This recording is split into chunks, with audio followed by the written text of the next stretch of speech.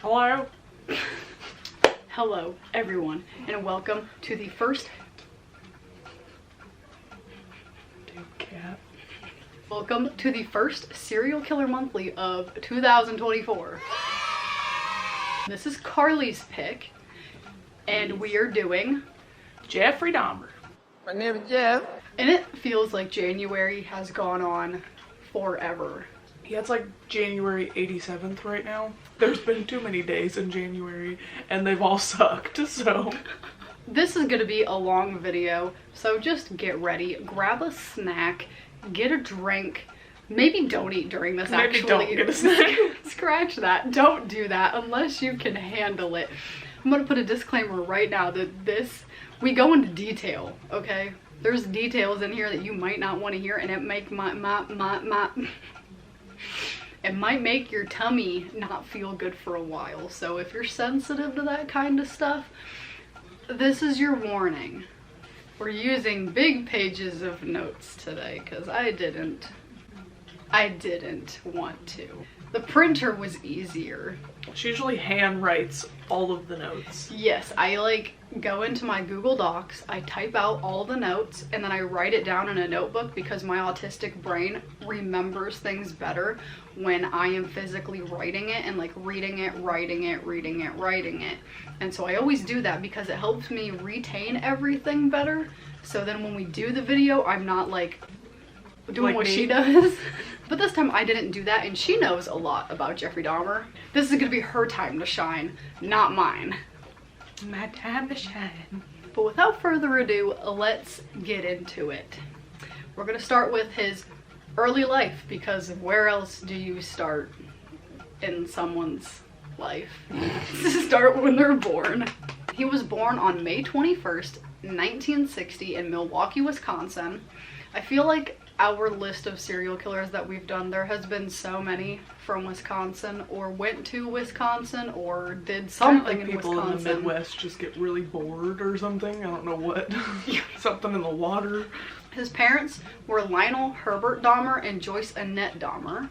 Lionel was a Marquette University chemistry student. I almost said chemist student. And later he was a research chemist, so he was into all things like science, stuff like that. Good for him. Joyce was a teletype instructor. I have no idea what that is. Like a Teletubby. Yeah, that's what I was thinking. Some say that when Dahmer was little, like an infant, he was deprived of attention. Like his parents basically ignored him and neglected him emotionally. It is said his mother was known to be tense, greedy for both attention and pity, also argumentative with her husband and the neighbors. She was a hypochondriac who suffered from depression. At one point, she attempted suicide with Equinol. By the time Dahmer was in first grade, his dad spent most of his time away from the house working on his studies and his career, his future. So that left him and his mom. Then during the time Lionel was home, she stayed in bed most of the time, and she demanded that he give her constant attention. So most of their time was spent in their bedroom, and Dahmer was basically just left ignored to do his own thing. Later on, after all of this went down that we talk about in the future, he said he felt unsure of the solidity of the family and said there was extreme tension and numerous arguments between the parents. And as a child, he was very energetic and happy, just carefree like most children are. And then at 4 years old, he had a double hernia surgery, and the recovery was very traumatic and awful for him to go through, and it just made him meh. His personality went away. He was just... Yeah, his dad said it was like a switch got flipped in him, and all of a sudden he was a completely different person. Don't really know why. Yeah, what would cause that? I get that recovering from a surgery could be traumatic, but what happened that was so bad that it caused him to do a complete personality 180? I wonder if he struggled during the surgery. You know, because sometimes people's like heart rates will drop or something, or maybe his oxygen level dropped and it like something altered his brain chemistry. Yeah. In elementary school, his teachers and his peers knew him to be very quiet, timid. He kept to himself more. He didn't really have a lot of friends. One teacher thought that he was showing early signs of abandonment. It was never like really reported on.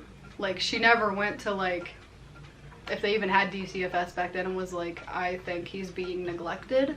Yeah, back at that time, people didn't really report anything ever.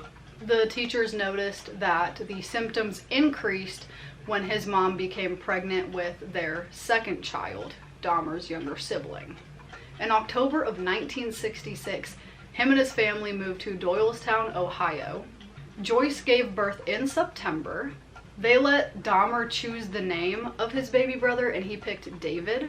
Lionel got his degree the same year and started working in Akron, Ohio.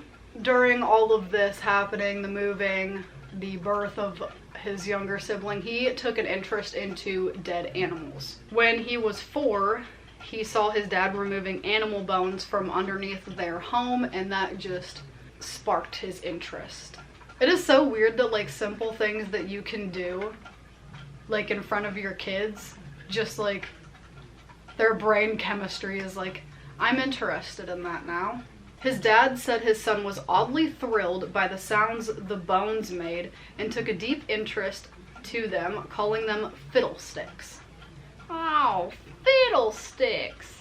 He started exploring live animals to see where the bones were in the animals. In May of 1968, they moved to Bath Township in Summit County, Ohio.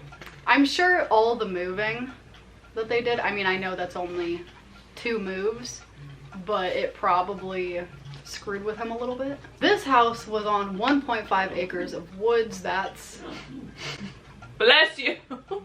That's a lot of woods for sneezing then. Dahmer started exploring the area, finding the skeletons of animal carcasses and stuff like that, just being a curious little kid. The animals that he mainly went after were squirrels and chipmunks. Some of the remains were preserved in a jar of formaldehyde and stored in a hut on the property. And then 2 years later, he asked his dad what would happen if he put chicken bones in bleach. And his dad was thrilled. He thought his son was taking an interest to science. That wasn't the case, but his dad was like, you're interested in this? I'm so glad you're interested in this. I'm gonna show you because it's a chemical reaction. His dad was a chemist. Yeah. Yeah, and his dad took it as like a opportunity to spend time with this kid that didn't have any interest in like spending time with anybody. And he was like, oh, okay, well, this will be our little fun activity we'll do together is, you know, break down roadkill, which is a weird thing to do with your kid, but whatever. Preserve the bones, whatever makes you happy, you know? So Dahmer started using this new technique in bone preserving during his collecting times. At this same time, Joyce started upping her dose of Equinil, spending more time in bed, just reserving herself from everyone in the family, basically. At this time, Dahmer started collecting this roadkill. He would start dissecting it. He would bury the bones beside the hut. Occasionally, he put makeshift crosses on top of them. I would assume like kind of a funeral ritual. One friend later said that Dahmer was interested in how the animals fit together. In 1975, Dahmer decapitated the carcass of a dog before nailing the body to a tree and impaling the skull upon a stick in the woodland behind his house. Which is perfectly normal behavior for a child. So normal. Dahmer's teenage years. He started high school at Revere High School in Ohio, and he was seen as an outcast. By the time he turned 14, he was drinking beer and hard alcohol in the morning and taking it to school. Which is semi-normal teenage stuff. The staff viewed Dahmer as polite and highly intelligent, but had average grades and was uncommunicative. Which makes me think that, like, people who viewed him, who didn't, like, know him personally and know the weird things he did, would think he was just, like, shy and depressed. Yeah. And it seems like a lot of serial killers actually end up being like highly intelligent, but they don't really show that. Like Ted Bundy, how he was a politician. Yeah. Like my dude. During puberty, he discovered that he was gay but did not tell his parents, which back in that day, you know, being gay was outrageously not okay. He had a brief relationship with another teenage boy, and by his mid-teens he began fantasizing about dominating and controlling a completely submissive male partner, and evolved into focusing on chests and torsos. Gradually, his fantasies intertwined with his dissections. Gross. That's where it's getting weird. At 16, he had a fantasy of rendering unconscious a particular male jogger he found attractive. One time, he concealed himself in the bushes with a baseball bat and waited for the man, but the jogger didn't come by at that time. And I have something to input there. I saw on TikTok, cannot prove whether this is a true story or not, so I guess take it with a grain of salt, but I saw on TikTok this girl said that her dad had went to school with Dahmer or something like that, and every single day he jogged the same exact like route every single day, and then one day he like sprained his ankle or rolled his ankle or pulled a muscle, something, and didn't go jogging, and they think that that was the day that Dahmer was waiting because this jogger went by every single day on the same route, and then the guy happened to like roll his ankle. And so he didn't go. He's lucky. He sure is. Or else that would have been his first murder. Most likely, yes. If that is true, which it makes a lot of sense, that's insane.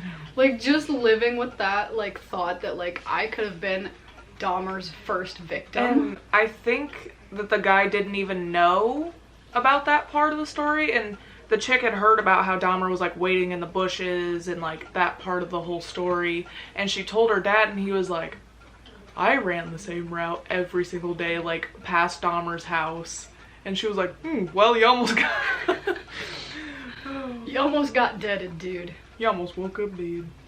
He later admitted that this was his first attempt to attack a person, and when his interest of necrophilia started rising. His grades declined in 1977, so his parents hired a private tutor. At the same time, his parents made one last attempt to save their marriage and started counseling. Dahmer's home life was filled with his parents fighting frequently. Lionel found out that Joyce was having an affair in September of 1977, so they got divorced. In early 1978, Lionel moved out of the house, and in May of 1978, Dahmer graduated high school. Joyce moved out of the family home with David to live with relatives in Chippewa Falls, Wisconsin, and Dahmer stayed in the family house. So yeah, Joyce just like took the younger kid and was like, okay, bye, good luck. Well, Dahmer was 18 at the time. I don't know if he chose to stay in the house or if or if neither parent particularly wanted him to come with, so they were just like, you know what, you're 18, stay here, whatever. I think the mom favored David, and she like babied, like that was her little baby, and she, for Jeffrey, she was like, okay, yeah, no thanks. So I don't think Jeffrey took well to his mom leaving with David, because he was always like, okay. Yeah, and then his dad's just like, well, bye. So maybe in a way he felt like deserted. Either way, not good on his mental state at all. Yeah. Somebody should have been keeping an eye on him. 3 weeks after his graduation, he committed his first murder. This is still in 1978. It is so weird because my dad graduated high school in 1977. My dad graduated in 74. Like, Dahmer is only a year younger than my dad. That's so weird. On June 18th, he picked up hitchhiker Stephen Marks Hicks. Hicks was almost 19, and he was hitchhiking to a rock concert. It was in Chippewa Lake Park, Ohio. Dahmer lured him to his house by saying that he would have a few beers with him. He was attracted to Hicks, but he later found out while having a few beers that Hicks was not gay and liked girls. And Dahmer knew that any attempts he tried to make while Hicks was conscious would be 100% denied. And then around 10 p.m. Hicks was like, okay, I'm ready to go. Like, I got things to do, places to be, people to see. And Dahmer was like, I don't really want you to go. And then it started a little bit of an argument. The argument ended with Hicks being bludgeoned by a 10-pound dumbbell. Dahmer said he struck Hicks twice from behind with the dumbbell as Hicks sat in the chair.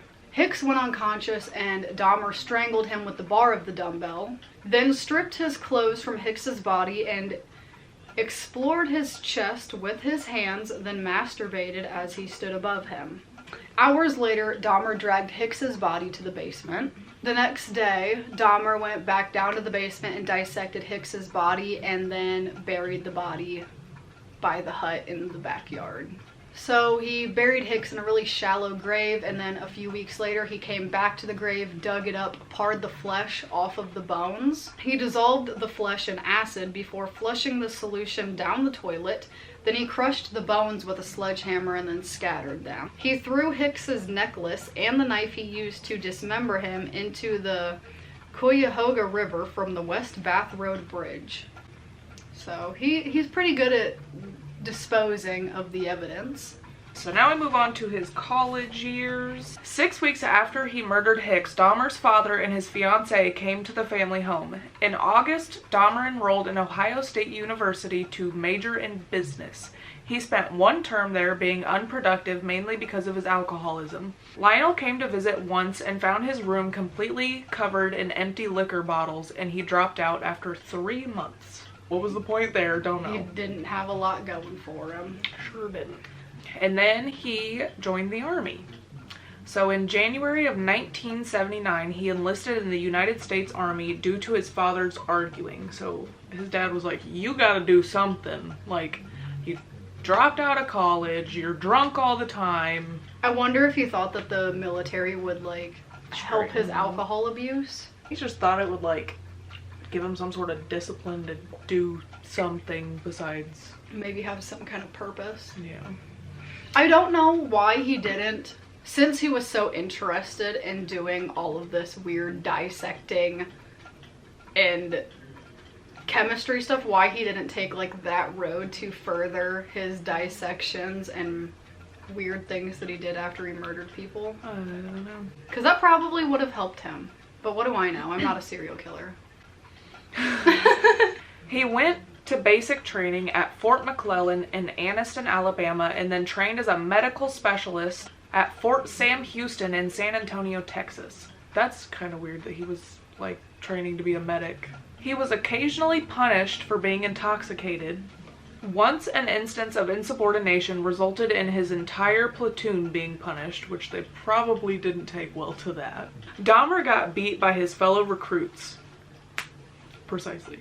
On July 13th, 1979, he was deployed to Baumholder, West Germany. He served as a combat medic in the 2nd Battalion, 68th Armored Regiment, 8th Infantry Division. I don't know what any of that means. Me either. But that's what it says.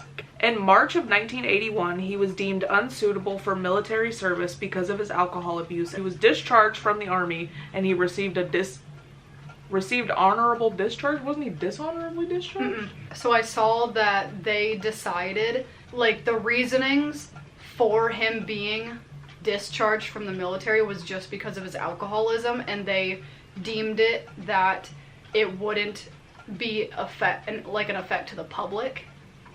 In March of 1981, he didn't want to go home to face his father, so he went to Miami Beach, Florida to be away from the cold and try to live by himself. So when he left the army, they were like, you can go anywhere you want. Like, we'll send you anywhere. And he was like, Florida. That's funny, though, because, well, it's not funny. This is not funny. Eileen Warno started in Wisconsin, and she hitchhiked to Florida. Dahmer was born in Wisconsin, ended up in Florida for a while. It's kind of weird. A Florida man. Ted Bundy was somewhere, ended up in Florida for a while. In Florida, he got a job at a delicatessen and rented a room in a nearby motel. So many, like, different people telling this same story. Everything is so mixed up. I've seen that he got a job as a butcher. I've seen that he got a job at a chocolate factory, because apparently he's Willy Wonka. I don't know. And then a delicatessen. I don't know. But there's like 5 different occupations that people say he was doing. And it's like, which one was it? Most of his salary was spent on alcohol. Not shocking. Not at all. He was soon evicted for not paying. Not shocking. He spent evenings on the beach, and in September he called his dad and asked if he could come back home. He finally got up the gumption to tell his dad he got kicked out of the army. I don't think his dad would have been that shocked. Probably not. He probably would have been mad. He was mad, but... So we return back to Ohio. When he first came back, he lived with his dad and his stepmom. They gave him a lot of chores to do around the house to occupy his time because he was unemployed. He continued to drink irrationally all the time. After 2 weeks of him coming home, he was arrested. The reason for him being arrested was drunk and disorderly conduct. We're not surprised. He was fined $60 and given a suspended 10-day jail sentence. In December of 1961, after failing to get Dahmer to quit drinking, his dad sent him to live with his grandmother in West Allis, Wisconsin. Which, like, why? Now he's going back to Wisconsin, so he went from Wisconsin, Ohio, Alabama, Texas, Germany, Florida, Ohio, back to Wisconsin. He's all over the place. And, like, you're drinking so heavily, I'm gonna go stick you in this old lady's house and she can deal with you. Like, poor old grandma. His grandmother was the only family member that Dahmer showed any affection to, and so everyone in the family thought that her influence could help straighten him out because the army didn't work, college didn't work, him going to Florida didn't work, like... Still poor old grandma. In a way, I feel like this is their last resort. Like, if she don't whip your butt into shape, what will?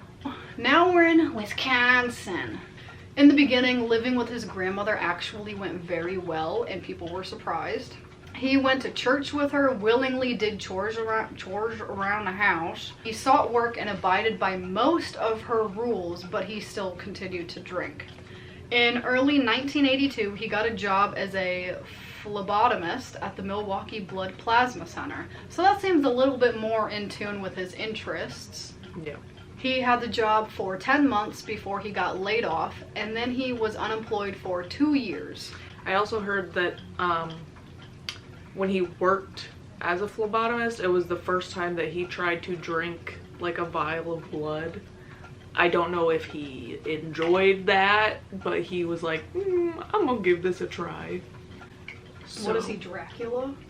I guess. That's probably what started his cannibalism. That's gross. On August 8th, 1982, right before he was laid off, he was arrested for indecent exposure. That's disgusting. He was observed at the Wisconsin State Fair Park, exposing himself on the south side of the Coliseum, where 25 people were present, including women and children. Dahmer, what are you doing? Class act, buddy. He was convicted and fined $50. Yeah, like, I don't understand the reasoning of, like, oh, you exposed yourself in public, just pay $50 and we'll get over it. Like, You what whipped your tallywhacker out, and you have to pay $50. Yo, what? I don't understand. In January 1985, he got a job as a mixer at the Milwaukee Ambrosia Chocolate Factory. Look, I was right. At some point, it just wasn't in Florida. He was motherfucking Willy Wonka. He worked from 11 p.m. to 7 a.m. 6 nights a week. During this time, he was propositioned by a man when he was reading in the West Allis Public Library, and the guy basically like slid a note over to him and asked Dahmer to do sexual favors for him. Dahmer refused, but this event started bringing up all of his past fantasies that he had when he was in high school. Way to go, dude. This started making him go to Milwaukee gay bars, bathhouses, and bookstores.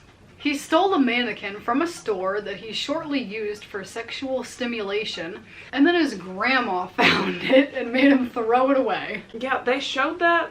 So, I've watched so many things on Dahmer. My dad watched a bunch of stuff about him when I was a kid. So I've known the whole story before they came out with that Dahmer show that came out, I think, last year. Yeah. And they showed, like, in that show, him, like, molesting this mannequin. It was really uncomfortable. I was like, By late 1985, he regularly frequented bathhouses. He described the bathhouses as being relaxing places, but he was frustrated at his partner's moving during his sexual encounters. Later, he said in an interview, "I trained myself to view people as objects of pleasure instead of people." That's wrong. That's disgusting. People are people.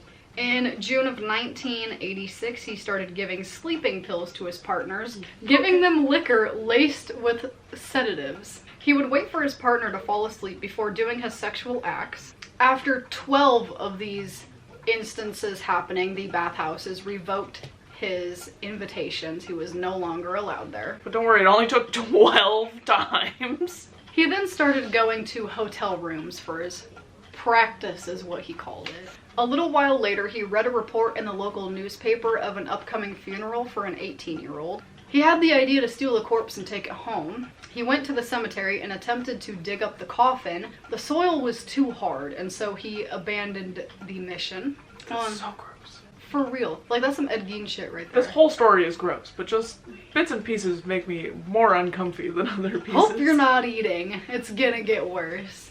On September 8th, 1986, he was arrested upon a charge of lewd and lascivious behavior for masturbating in the presence of two 12-year-old boys as he stood close to the Kinnickinnick River. At first, he claimed he was just urinating and he didn't know that the two boys were watching or that close. He said that he didn't think anyone was around, and then later he was like, "Yeah, I did that. I knew they were there." Yeah, likely story, Dahmer.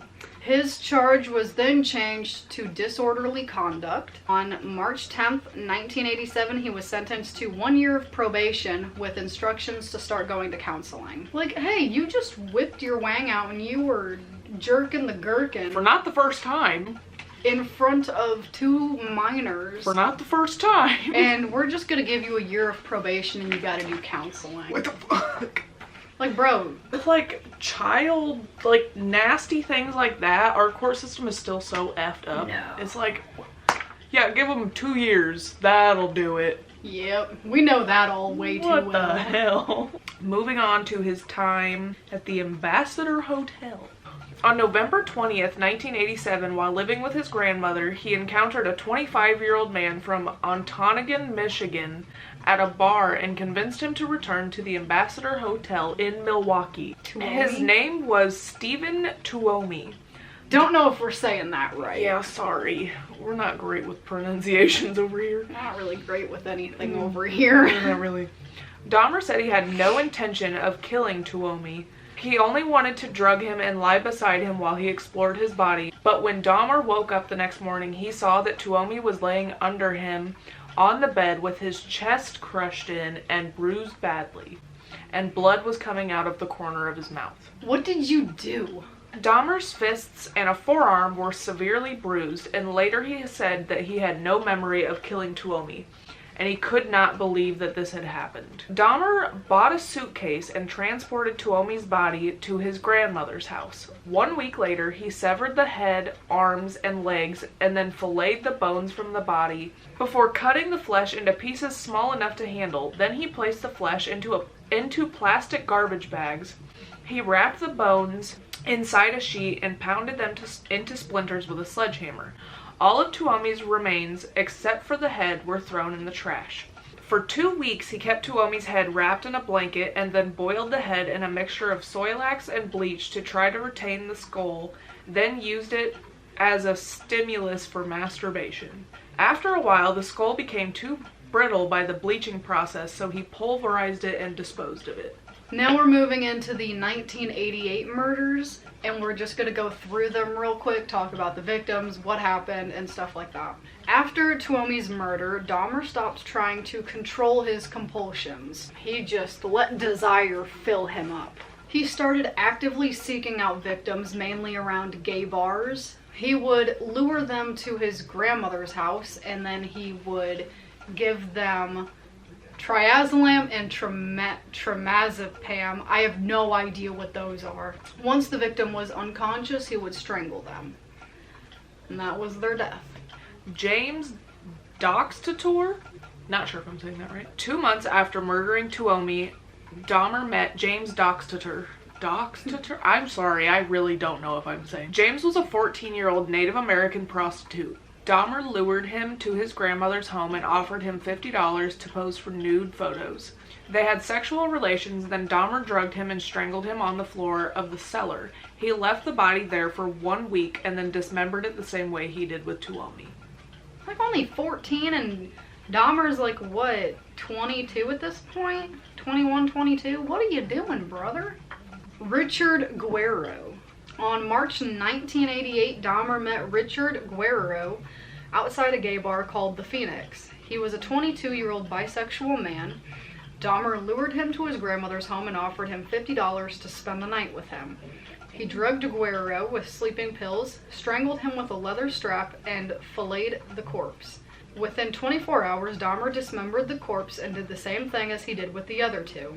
His next victim was Ronald Flowers Jr. On April 23, 1988, Dahmer lured Ronald Flowers Jr. to his grandmother's home. He gave Flowers a drugged coffee, and before anything could happen, his grandmother called out, "Is that you, Jeff?" He tried to respond in a way that would make it seem like he was alone, but his grandmother knew that he was not alone. He was unable to kill Flowers, so he waited until Flowers was unconscious and then took him to the county general hospital. So it wasn't his victim, but he was attempting. Almost. Like, he's lucky. The only reason he's not is because his grandma was like, "I know someone's down there with you." Yeah, you're unconscious now. I don't really know what to do to you. I'm just gonna drop you off at the hospital. Like, let them deal with it. Like, I guess. Yeah, what? In September of 1988, his grandmother asked him to move out. Mainly, the reasoning was because of his drinking. That was one of her rules, and he just kept breaking it. And she didn't like the fact that he was bringing strangers that she didn't know into her home late at night. Very valid. And then she noticed that there were very odd smells coming from the basement and the garage. She didn't know why, and Dahmer never said, so she was like, you stinky. He got a one-bedroom apartment at 808 North 24th Street, and by September 25th, he was all moved in. At some point, this is a just random piece of information. At some point while Jeffrey was living with his grandma, he had some sort of, like, the head of one of his victims or the genitals, some part of one of his victims in like a lockbox or a suitcase or something, and he, like, his dad was like, "What's in here? What do you have in here?" Because he thought it was pornography. And he was like, "You gotta stop doing that. You gotta stop drinking. You gotta stop looking at pornography and all this stuff." And so his dad was like, "Open it. Open the suitcase," or whatever. And Jeffrey wouldn't open it. And so his dad took it down to the basement and was gonna, like, break it open. And then he ended up stopping and not breaking it open. I just thought that was a weird tidbit of information because his dad would have figured it out at this point, and that would have been probably the end of it. Yeah. 2 days later, he was arrested for drugging and sexually fondling a 13-year-old boy that he lured to his home to pose for nudes. Lionel hired attorney Gerald Boyle, so his dad did, I don't know why his dad would do that, like, I mean, I guess, like, people will do odd things for their kids when they're in trouble, but, like, if they did something like that, I'm like, bro, let them suffer. Boyle requested Dahmer undergo a series of psychological evaluations. The evaluations showed that Dahmer had deep feelings of alienation. Another evaluation 2 months later showed that he was an impulsive individual, suspicious of others, and dismayed by his lack of accomplishments in his life. So he felt like a piece of shit, basically. His probation officer referenced a 1987 diagnosis of Dahmer suffering from a schizoid personality disorder. On January 30th, 1989, he pleaded guilty to second-degree sexual assault and enticing a child for immoral purposes. The sentencing got suspended until May. So he was out there running around, living his life. Literally for 4 months. What the freak? They're like, "Oh, we'll get to it." On March 20th, he took a 10-day Easter break and moved back into his grandmother's house.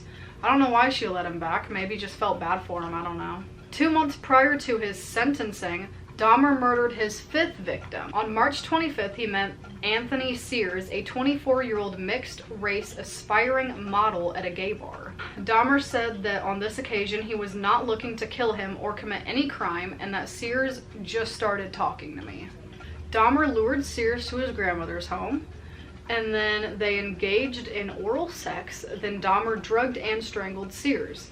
The next morning he put the corpse in his grandmother's bathtub, decapitated the body, and then attempted to flay the corpse. This was his first victim where he saved parts of the body. He did this because he thought Sears was exceptionally attractive, is what he said.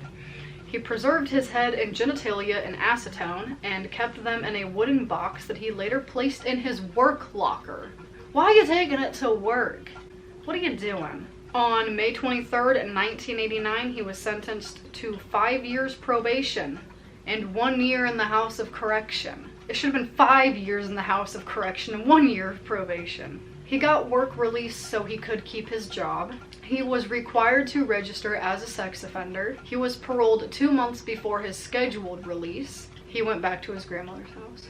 I don't understand. Any sort of anything with a minor in the first place, and then they're like, oh, well, just like, you can hang out here for a few months and then we'll let you back out. It needs to be taken a lot more harsh. Like, what? Like, bro, that's literally a child. The 1990 murders. On May 14th, 1990, Dahmer moved to 924 North 25th Street, apartment 213. He brought Sears with him. His new apartment was in a high crime area, but it was close to his work and it was cheap. Within 1 year of moving into his new apartment, he killed his 6th victim.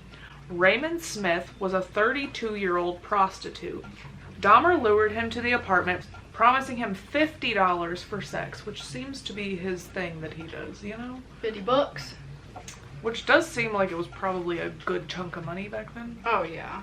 He gave Smith a drink laced with 7 sleeping pills, then strangled him. The next day, he bought a Polaroid camera and took many pictures of Smith's body in suggestive positions, and then dismembered him in the bathroom. Side note, I have seen the Polaroids, like not obviously the actual Polaroids, but like pictures of them when I was a lot younger in like a book about Jeffrey Dahmer. Absolutely disgusting. Did not need to see that. Will not be safe to add on here. There will not be any Polaroids in here, just saying. This is a safe space. I don't know where I saw the book, but there was like a book about Jeffrey Dahmer and it was like full of pictures, which is not a great thing for me to be looking at. No.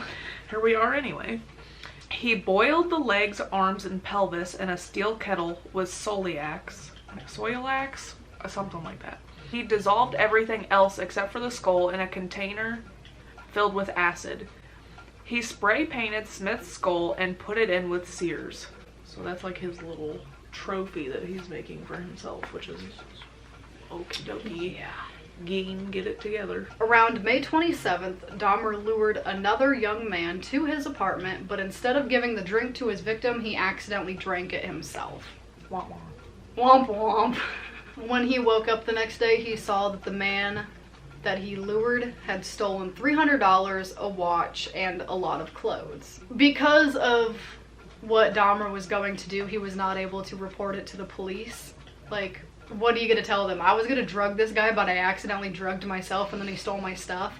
Yeah, no, you're not gonna do that. Oh, that'd be funny. But he stole my stuff. They'd be like, alright, psycho, come on. In June 1990, he lured an acquaintance to his apartment. 27-year-old Edward Smith was drugged and strangled. Dahmer put his skeleton in the freezer, his entire skeleton, for several months, hoping it would not retain moisture so the bones wouldn't get brittle so fast. It didn't work, so he put the skull in the oven to dry, which made the skull explode. Dahmer later said it made him feel rotten that he wasn't able to keep any of this corpse. Less than 3 months go by and Dahmer meets 22-year-old Ernest Miller outside of a bookstore. Miller agreed to go back to Dahmer's apartment for $50 once again. $50 is $50. Apparently.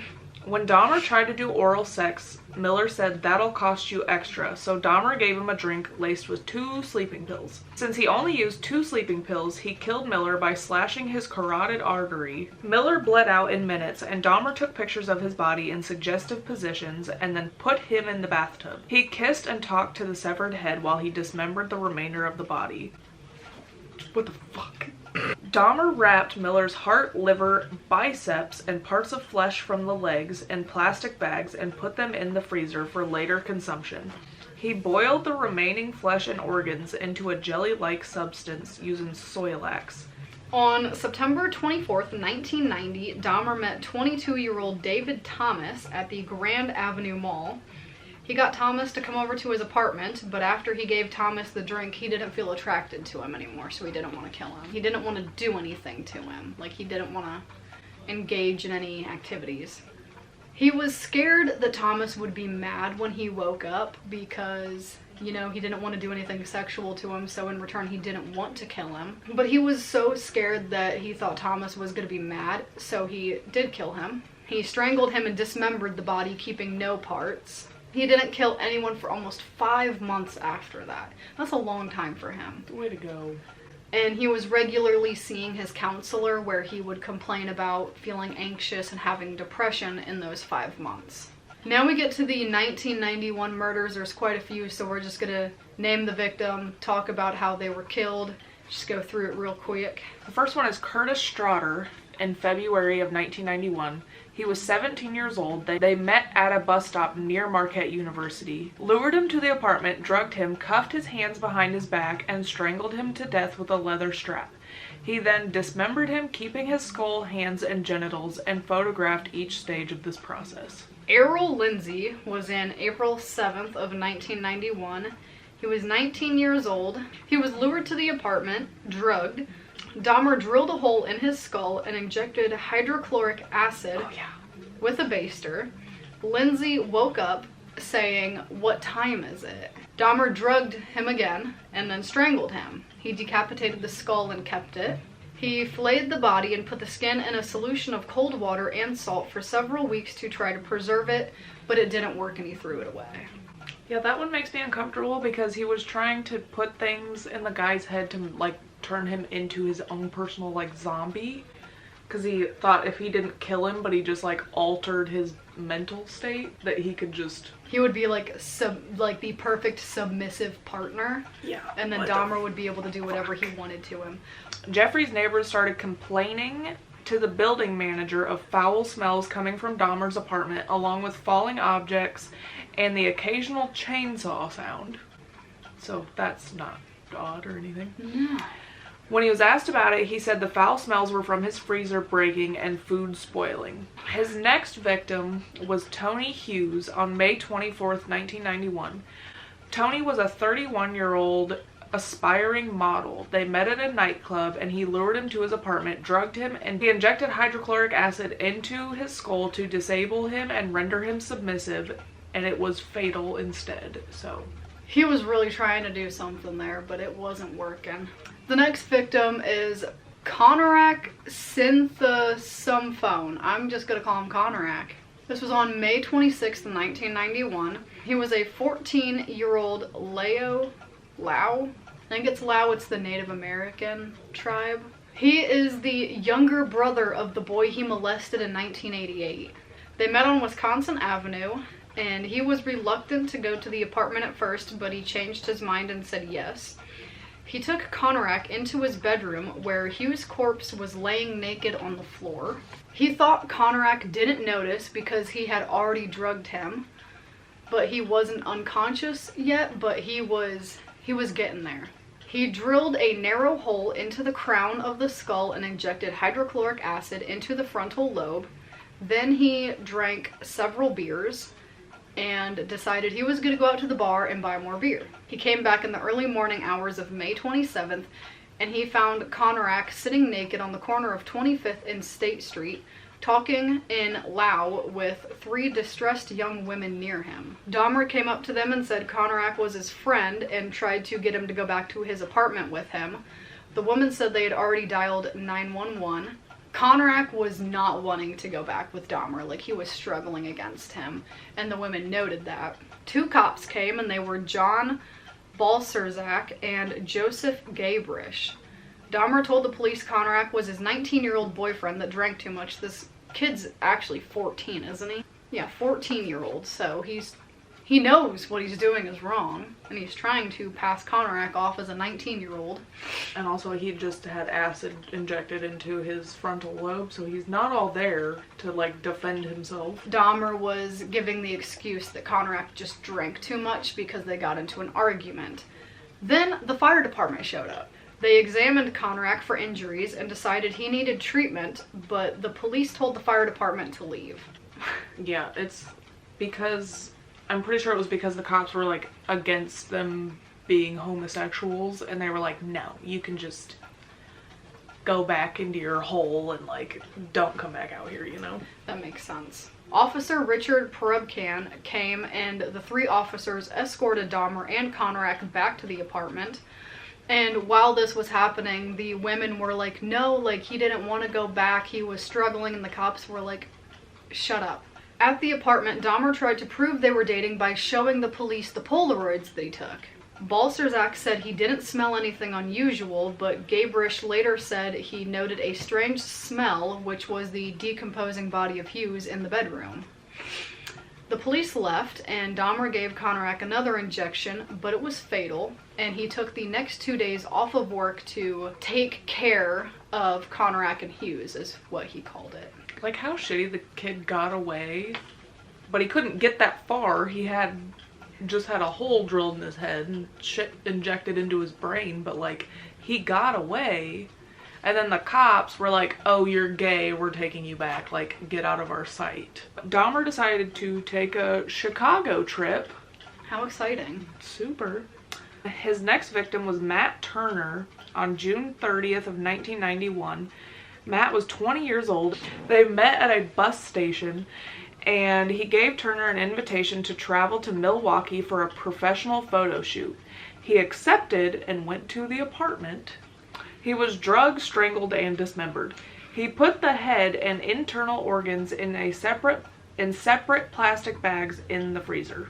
Like, he even got somebody all the way from Chicago to come do this. Oh, he only didn't get one from Chicago. He only didn't get one from Chicago. The next one was Jeremiah Weinberger on July 5th, 1991. He was 23 years old, and they met at a Chicago bar, lured him to the apartment, drugged him, twice injected boiling water through his skull, which caused him to go into a coma, and he died 2 days later. What's wrong with this man? He's trying to perform his own lobotomies. His next victim was Oliver Lacey on July 15th, 1991. Lacey was 24 years old, and Dahmer wanted to spend time with him before drugging him. He unsuccessfully drugged him with chloroform.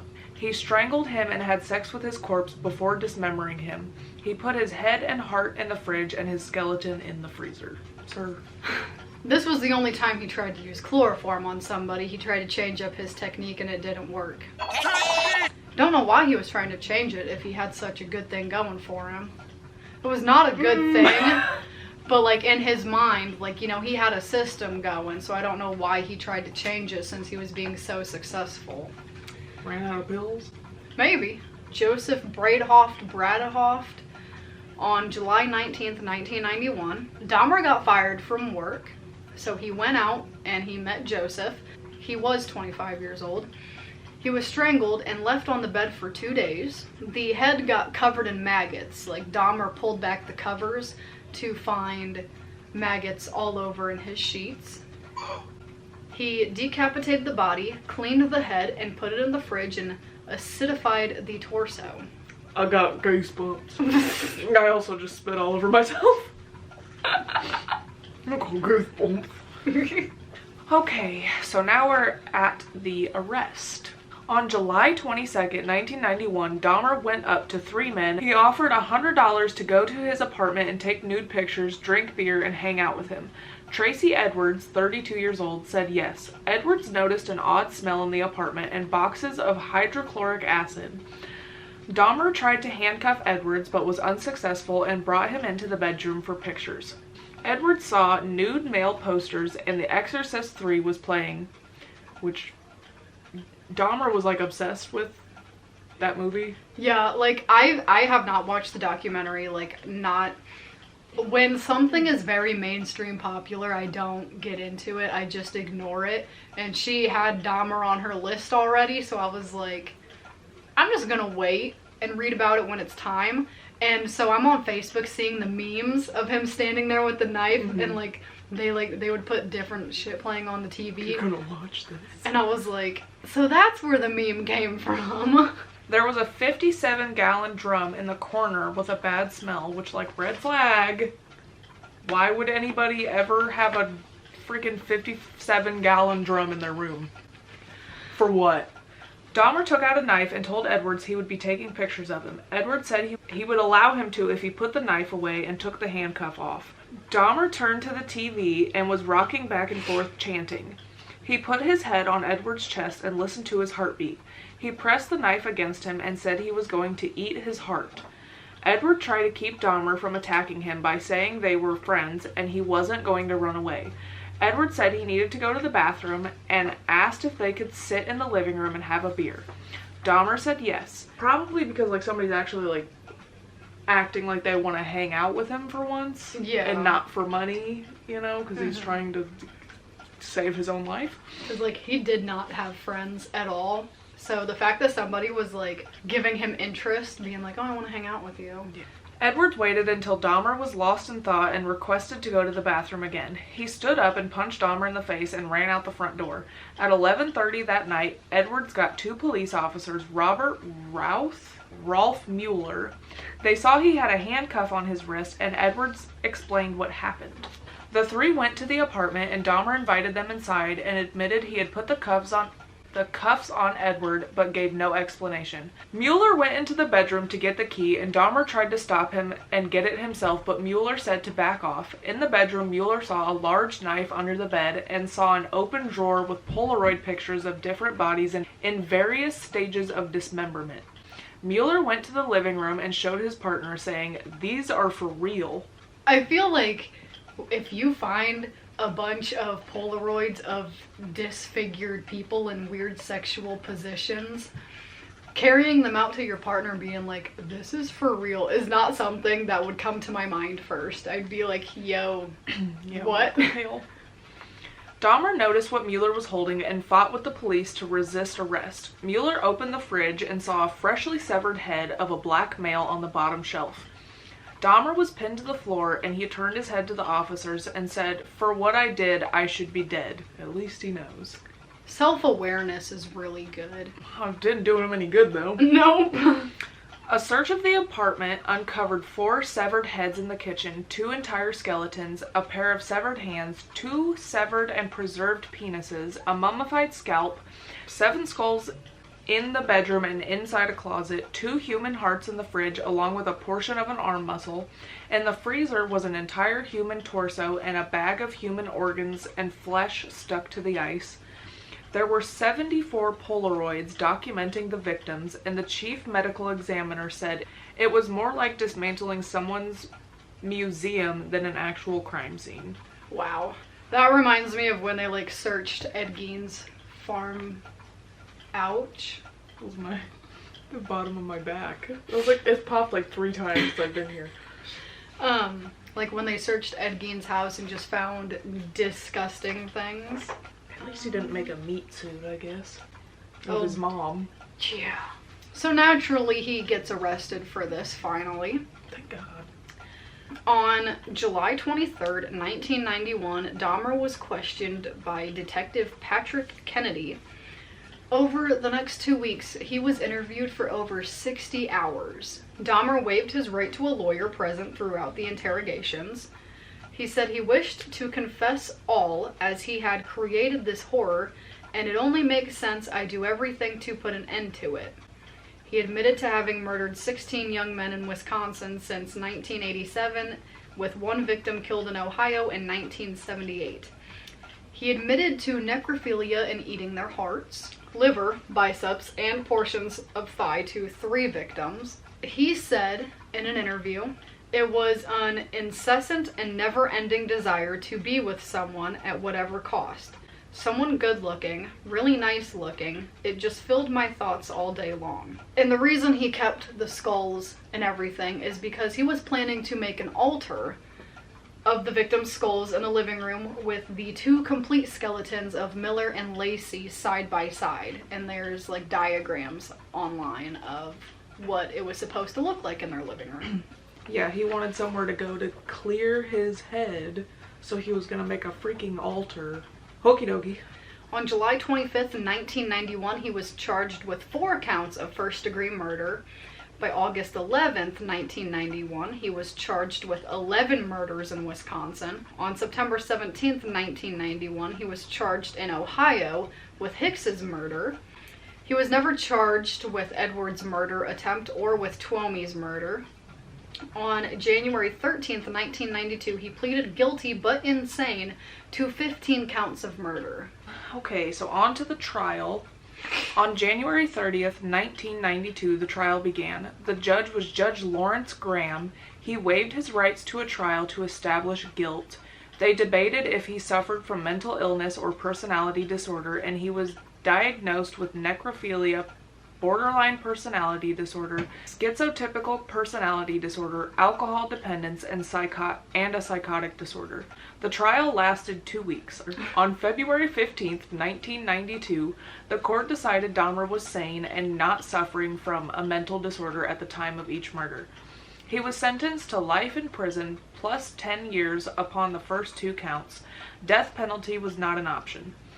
He had a 10-minute private meeting with Lionel and his wife Sherry before beginning his sentence, so his dad and his stepmom. Yep. He was transferred to the Columbia Correctional Institution in Portage. 3 months later, he was extradited to Ohio to be tried for Hicks. On May 1st, 1992, court lasted 45 minutes with him pleading guilty and getting life in prison. So then you might be wondering, why wasn't his mom there? Well, him and his mom, when she left the family home in 1978, they had not seen each other since then.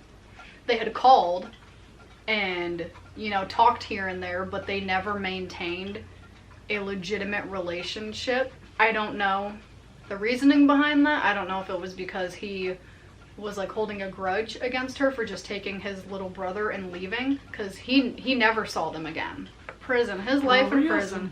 His life in prison. He spent the first year in solitary confinement, not because of what he did, but it was mainly because they were concerned about what the other prisoners were going to do to him. Yeah, I don't understand why they do that with people.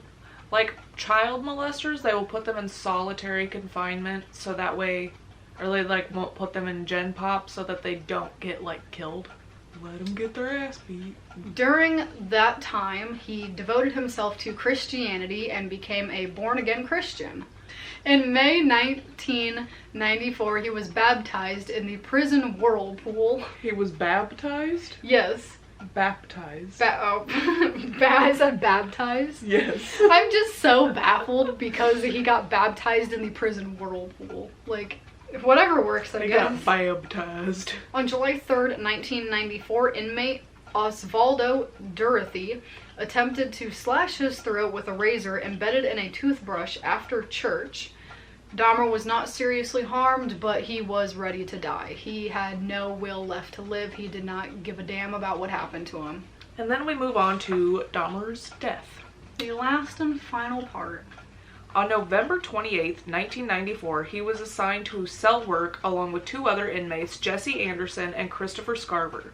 They were unsupervised in the showers of the prison gym for 20 minutes. At 8:10 a.m., Dahmer was found laying on the floor of the gym bathroom, suffering extreme head wounds. He was severely bludgeoned about the head and face with a 20-inch metal bar. His head had been repeatedly struck against a wall. He was still alive and rushed to a hospital. He was pronounced dead an hour later. Anderson had been beaten with the same instrument and he died from his wounds 2 days later. Scarver told authorities he first attacked Dahmer with the metal bar and then he attacked Anderson. He then went back to his cell and told a prison guard, "God told me to do it. Jesse Anderson and Jeffrey Dahmer are dead." On May 15th, 1995, Scarver was sentenced to 2 additional terms of life in prison, and in September of 1995, Dahmer was cremated and his ashes were divided between parents.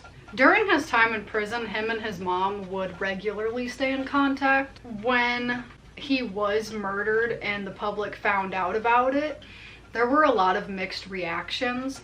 Because some people were happy, but then other people were like, why would you do that now? He's not suffering, because he should be suffering in prison. But one thing that I find very weird is that Jeffrey had like a cult following, like Dahmer. And people sent him altogether, I think it was like $10,000 while he was in prison. Like, he had like fans, which what the F is wrong with y'all? Like, being like, oh my god, I love this serial killer. Stop it. And then even when the documentary came out, people were like, live, laugh, love Dahmer. Yeah. No. And they're like, well, his childhood, I don't care. Like, yeah, I feel bad that he had a shitty childhood, Like, but that's no excuse for him to murder 17 people. Nobody should have to have a rough childhood, but most of us have, okay? They said, because we've covered this so many times with like every other serial killer, that his dad ended up saying, like, after he went to prison, his dad was like, oh yeah, he had a head injury when he was a kid. And everyone's like, because that, like, with Son of Sam, he had a head injury. Yep. What's his name? Geen? No. Bundy? Yep. They probably, both of them, I don't know Probably. how many of them had head injuries, but like that seems to be a common theme among serial killers, and they think that like them suffering some sort of brain damage from that. And also the like mayor, I believe, of Milwaukee was going to make a memorial garden for all of the victims, but Jeffrey got such a following and like a fan club that he was scared to make a memorial garden because he didn't want people to deface it because they loved Dahmer, which is such a weird fucking thing. Like, what is wrong with you? But they were gonna like do something to memorialize all these people that had died, and then they couldn't even do that because of all the people that were obsessed with Dahmer. And people are still obsessed with him. Yeah. Like, he is probably the most popular serial killer. And that's why we've waited. We started this literally like right as that was coming out. Yeah, we started. Next month will be our 1-year anniversary of Serial Killer Monthly. And that was right when Dahmer started getting all of this mass attention. So we decided to wait until, you know, all of the hype was over to do it. Yeah, because we both, before we ever started doing the Serial Killer Monthlies, we both made a list of the same, like, number of people of serial killers that we wanted to cover. So, like, before Dahmer ever even came out, he was on my list of people that I have on my list, and then she has her list, and we like go back and forth. Yeah, like next month will be my pick. So like he was already on my list, and she's like, I think we'll wait like a year to do that one. Yeah, let's wait till we're down a little bit, because also I didn't want it to look like we were obsessing over him, and because we don't condone killing people for any reason. Like Bailey Sarian always says, get better idols. Hey Jim. Hey Tim. You want to hear a serial killer not so fun fact? Sure do. Here we go. Jeffrey Dahmer got baptized in prison on May 10th, 1994. The same day, another serial killer, John Wayne Gacy, was sentenced to death using lethal injection. And if that wasn't enough, a solar eclipse also happened that same day. Weird. Hey Tim. Hey Jim. You want to hear a serial killer not so fun fact? I sure do. Okay. Jeffrey's dad, Lionel Dahmer, wrote a book about Jeffrey after he was captured, and the name of the book is A Father's Story. And it says that the tragic book was not meant to defend Dahmer, but rather try to figure out how he had failed so profoundly as a father. Which, you know, if the shoe fits. Also, one more thing that I forgot to add. One more fact. I almost said Daniel. Daniel's brother. Jeffrey Dahmer's little brother, David, nobody's been able to, like, interview him or see what he thinks about this because he changed his name and, like, went undercover and hid from everybody. Like, he did not want anything to do with his brother. He did not want anybody to know who he was or who he was related to. Like, he just, like, he hit the road. He was out of here. I thought that was kind of... I kind of would too, though, because, Yeah. like, I would not want to be known as the person who's related to one of the most well-known serial killers in America. I wonder if he changed his name to better hide, or if he changed his name because Jeffrey named him. But on that note, this was probably our longest video ever. We tried. I actually read pretty good today. She didn't have to edit as much as she did Yeah. every other time, I'm sure. She hasn't edited. No, Not not yet. at But this we'll point, see what but- happens. But this video is probably definitely going. We've been recording for almost 2 hours straight, so this video is probably going to be an hour long, if not more. So we hope you enjoyed. That was a lot. Let us know your opinions on this man, and Yeah. we will see you next month for our 1-year anniversary. We got to do something special. Woohoo! We got to do some We'll special. get some snacks, or I don't know. I guess you'll find out. Yeah, we'll do something. But okay, bye. Bye.